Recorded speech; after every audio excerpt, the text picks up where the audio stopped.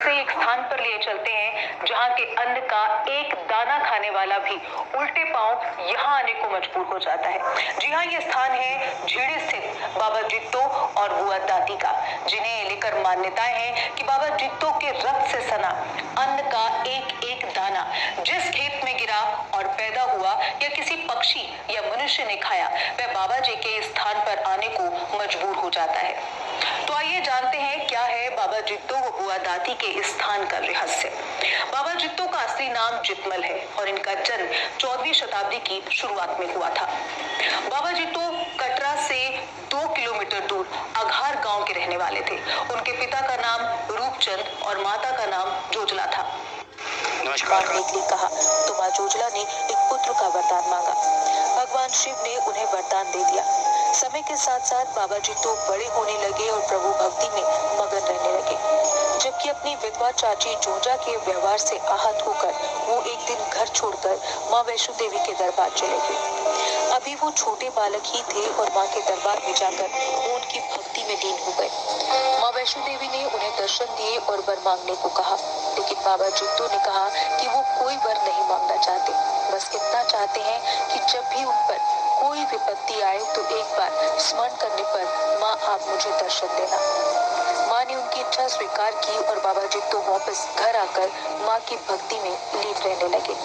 समय के साथ साथ बाबा जित्तो बड़े हुए तो उनका विवाह ब्राह्मण कुल की मायावती से हुआ, लेकिन बाबा जित्तो ने अपनी माँ की भक्ति को नहीं छोड़ा। इस पर माँ वैष्णो देवी ने उन्हें दर्शन दिए और कहा कि वो उनसे बहुत प्रसन्न है, अब तो कोई वर मांग लो। इस पर भी बाबा जित्तो ने भक्ति का ही वर मांगा। इस पर माँ ने कहा कि मैं तेरे घर पुत्री के अंश में पैदा होंगी, लेकिन जब तेरी पुत्री 5 वर्ष की हो जाएगी तो तुझे इस देह का त्याग करना होगा। इसके उपरांत बाबा जित्तो के माता पिता का देहांत हुआ और समय का चक्र आगे बढ़ा तो बाबा जित्तो की पत्नी को एक दिन प्रसव पीड़ा होने लगी, लेकिन बाबा जित्तो अकेले होने के कारण पत्नी को छोड़ किसी को बुलाने न जा सके। लेकिन इस बीच उनकी पत्नी ने एक पुत्री को जन्म दिया और प्रभु को प्यारी हो गई। इस पर बाबा जित्तो अपना आपा खोकर रोने लगे, लेकिन अपने दीक्षा गुरु की बातों का स्मरण करते हुए उन्होंने कन्या को उठाया और उसके लालन पालन में जुट गए। उन्होंने इस कन्या का नाम गौरी रखा। जब गौरी 5 वर्ष की हुई तो बीमार रहने लगी। ऐसे में बाबा जित्तो उन्हें अघार गांव से अपने पालतू कुत्ते और बेटी गौरी को लेकर पंजोर नामक गांव में आ गए। ये गांव झीड़ी व कानाचक के बीच में स्थित है। इस गांव में रुल नाम के लोहार व गग्गी नाम के एक व्यक्ति ने बाबा जी को इस स्थान पर बसने में बहुत मदद की। एक दिन बाबा जी ने थोड़ी सी भूमि की इच्छा की जिसमें वो खेती करके बेटी का लालन पालन कर सके। गग्गी उस समय के राजा वीरदेव के राज प्रबंधक वीर सिंह का कर्मचारी था। वो उन्हें लेकर वीर सिंह के पास पहुंचा और बाबा जित्तो से मिलकर वीर सिंह खुश हो गए। तो बाबा जी ने उनसे अपने मन की इच्छा जाहिर की तो वीर सिंह ने उन्हें झीड़ी से करीब 1 किलोमीटर दूर गुड़ा गांव में एक बंजर भूमि दे दी और कहा जो भी उपज होगी उसका 1/4 भाग राज परिवार का होगा। बाबा जी ने उस भूमि को लेना स्वीकार किया। अब इस भूमि का उपजाऊ बनाना बाबा जी के लिए सबसे बड़ी समस्या थी। कहते हैं कि उस समय पंजोर गांव में गोसाई नाथूराम मेहता एक साहूकार थे और देख नहीं सकते थे। जन्म से ही उनकी आंखों की दृष्टि नहीं थी। उन्हें बाबा जी की समस्या का भान हुआ तो उन्होंने बाबा जित्तो की सहायता के लिए उन्हें धन दिया और अपने मजदूरों की मदद से उनकी भूमि में एक तालाब बनवाया। नाथूराम से मिली राशि से बाबा जी ने अपनी भूमि को समतल करके उसमें बीज लगाया और उनकी मेहनत से उनकी अच्छी फसल हुई। अपनी फसल की सुरक्षा के लिए बाबा जित्तो खेत में ही रहने लगे, जबकि उनकी बेटी गांव में ही रहती थी। बाबा जी की फसल देख वीर सिंह के मन में लालच आ गया। अब बाबा जी ने अपनी फसल का गेहूं निकाल लिया तो वीर सिंह सिपाहियों के साथ वहां आ धमका और आधी फसल पर अपना अधिकार जताने लगा। इस पर बाबा जी ने उन्हें 1/4 फसल देने की उनकी बात का स्मरण करवाया, लेकिन वीर सिंह बाबा जी को अपशब्द बोलते हुए सिपाहियों से पूरा गेहूं उठाकर राजमहल ले जाने की आज्ञा देकर चला गया। अब जब बाबा जी को लगा कि सिपाही जबरन सारा गेहूं ले जाने लगे हैं, तो उन्होंने क्रोध में आकर अपनी कटार से बोरियों को फाड़ दिया, जिससे गेहूं का ढेर लग गया। इस बाबा जी ने माँ वैष्णो का ध्यान कर समस्या के समाधान की याचना की, तो माँ ने उन्हें दर्शन देकर कहा कि इन पापियों को तुम स्वयं आघात कर दंड दो, ताकि इनकी पीढ़ियों तक को ब्रह्म हत्या का दंड भोगना पड़े। इस पर इसे माँ की आज्ञा मानकर बाबा जी ने खुद के सीने में कटार मार ली। अपने प्राण छोड़ने से पहले बाबा जी बोले, लो अब सारा गेहूं ले जाओ, मेरे लहू से इसका स्वाद और भी बढ़ गया है। बाबा जी के देह का त्याग करते ही प्रलय आ गई और इतनी बारिश हुई कि पूरा क्षेत्र जलमग्न हो गया। इसके बाद सिपाहियों ने वीर सिंह को पूरी व्यथा सुनाई, तो उन्होंने कहा कि ब्रह्म हत्या का कोप कम करने के लिए उनके मृत शरीर को कहीं पर छुपा देना चाहिए। इस पर सपोलिया जाति के एक मल्ली ने वीर सिंह को बाबा जी की देह को चमड़े में लपेटकर झीड़ी में एक सिंबल के पेड़ के अंदर छुपाने की सलाह दी, जिस पर उनके शव को वीर सिंह ने वहीं पर छुपा दिया। लेकिन बाबा जी के कोप से वीर सिंह का घर पहुंचते ही सब कुछ जलकर राख हो गया। उसने मानसिक संतुलन खोकर आत्महत्या कर ली और उसका वंश भी आगे बाबा जी के कोप से मरने लगा।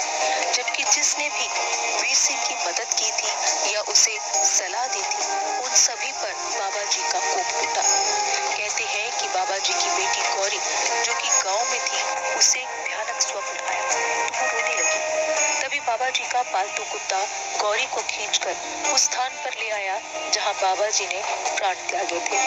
वहां पर गेहूं के कुछ दाने बाकी थे, तो बाकी पानी में बह चुके थे। तो गौरी, जो कि माँ वैष्णो देवी का अंश थी, ने पिता का पता जानने के लिए उन दानों को उठाया और फेंकते हुए गांव की ओर बढ़ने लगी। तभी रास्ते में पड़ने वाले सिंबल के पेड़ से जब दाने टकराए तो वो काले हो गए। इस पर गौरी को लगा कि जरूर इस पेड़ में कुछ तो है, तो वो उसे हिलाने लगी और उससे वो हिला नहीं, पर उसे ये आभास होने लगा कि उसके पिता इसी पेड़ में है। इस पर उन्हें क्रोध आया और उन्होंने जोर से पेड़ को एक पंचा मारा, तो पेड़ गिर गया और बाबा जी की देह बेटी के सामने आ गई। इस पर गौरी रोने लगी और सोचने लगी कि अब इनका दाह संस्कार वो अकेली कैसे करेगी। इस पर वो गोसाई नाथूराम के पास जा पहुंची और उनसे पिता के दाह संस्कार में मदद करने को कहा। इस पर गोसाई नाथूराम उस कन्या की उंगली पकड़कर वहां पर आ गए और अंतिम संस्कार की रस्म करने से पहले स्नान करने की इच्छा जताई। लेकिन वहां पर पानी नहीं होने पर गौरी ने जमीन में जोर से पाँव मारा और वहां से पानी निकाल दिया, जिसे बाणगंगा वो बहरी नदी भी कहते हैं। उसने गोसाई नाथूराम को वहां पर स्नान करवाया और उसी पानी के छींटे उनकी आंखों में मारे तो उनकी आंखों की रोशनी वापस आ गई।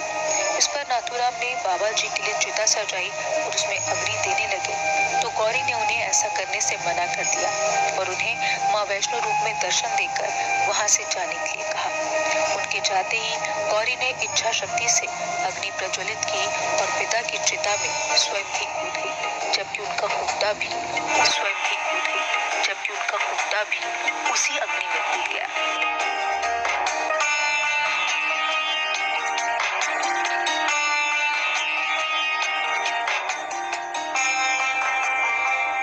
कहते हैं कि बाबा जित्तो और उनकी पुत्री गौरी, जो कि बुआ दाती के रूप में वर्णित की जाती हैं, ने देह त्यागने के बाद भी 28 वर्ष तक पैदल चलकर आत्मा रूप में सभी तीर्थ स्थलों का भ्रमण किया और इन 28 वर्षों में उन लोगों का सब कुछ तबाह हो गया जिन्होंने बाबा जी के साथ लेश मात्र भी छल किया था, लेकिन उन्हें उनके पापों से मुक्ति नहीं मिल रही थी। लेकिन अब वो लोग बाबा जी को कुल देवता और गौरी को बुआ दाती के रूप में मानने लगे, पर उनका स्थान न होने के कारण वो अपने कष्टों से निजात नहीं पा रहे थे। जबकि बाबा जी के रक्त से सनी गेहूं जिस और गई, जिस किसी इंसान या पक्षी ने उसे खाया, वो जातर करने लग गए, यानी बाबा जी की चौकी करने लग गए। लेकिन वो भी बाबा जी के स्थान न हो पाने के कारण अपने कष्टों से मुक्ति नहीं पा रहे थे। कहते हैं कि 28 वर्ष के भ्रमण के उपरांत बाबा जित्तो और बुआ दादी वापस उसी स्थान पर आए जहां पर बाबा जी का अंतिम संस्कार किया गया था।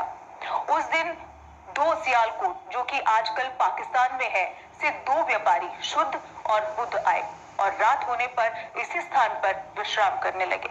तभी बाबा जित्तो व गौरी उनके सपने में आए और उनसे कहा कि वो उनका मंदिर इसी स्थान पर बनवाने और साथ में एक बावली का निर्माण करवाएं। उन्हें मंदिर बनाने के लिए इसी स्थान से धन भी मिल जाएगा, जबकि मंदिर बनने के बाद गोसाई नाथुराम यहाँ पर पूजा अर्चना कर लोगों के दुख दूर करेंगे। फिर बाबा जी की इच्छा अनुसार व्यापारी शुद्ध और बुद्ध ने उसी स्थान पर उनके मंदिरों का निर्माण करवाया, जो आज झीड़ी के नाम से विख्यात है। जबकि बाबा जित्तो ने गोसाई नाथुराम को स्वप्न में आकर कहा कि उनके घर एक बेटा पैदा होगा जिसका नाम वो गोरख रखेंगे। वो जिसे भी छू लेगा उसके कष्ट दूर होंगे। वो अपने मुख से जो बोलेगा वो सत्य हो जाएगा। मैं उसमें रहकर और उसके बाद तेरे वंशजों में रहकर लोगों के कष्टों को दूर करूंगा। कहते हैं कि उसी प्रकार बाबा जी के वचनों के अनुसार नाथू ने मंदिर में पूजा का कार्यभार संभाला तो उसे एक बेटा हुआ जिसका नाम गोरख रखा गया और वो ठीक उसी प्रकार चमत्कार करने लगा जैसा कि बाबा जित्तो ने बोला था। उस दिन के बाद आज दिन तक गोसाई नाथूराम मेहता का वंश ही मंदिर में पूजा करता है और बाबा जी उनमें प्रवेश करके लोगों के कष्टों को दूर करते हैं। मंदिर बनने के उपरांत सभी पीड़ितों ने बाबा जी से क्षमा याचना कर उन्हें अपना कुलदेवता स्वीकार किया और उनकी पूजा अर्चना शुरू कर दी।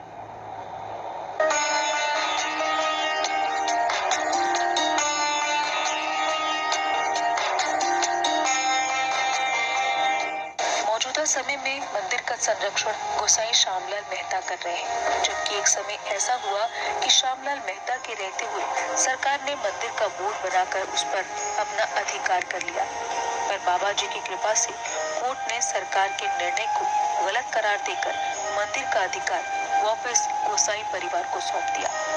मौजूदा समय में मंदिर में बाबा जित्तो व बुआ दादी की मूर्तियों के साथ मां वैष्णो देवी सहित अन्य देवी देवताओं की मूर्तियां स्थापित हैं, जबकि मुख्य मंदिर के साथ एक राजा द्वारा बनाई गई बाबा जी की डेयरी भी है, जिसे आज शीशे वाला मंदिर कहते हैं। आज भी मुख्य मंदिर के पास मौजूद शिव मंदिर के साथ बावली भी मौजूद है, जो निर्मल जल से लोगों के कष्ट दूर कर रही है, जबकि मंदिर के सामने चौराहे के पास बाण गंगा भी मौजूद है, पर बरसात के कारण उसमें कई प्रकार की जड़ी बूटियां उगाई है।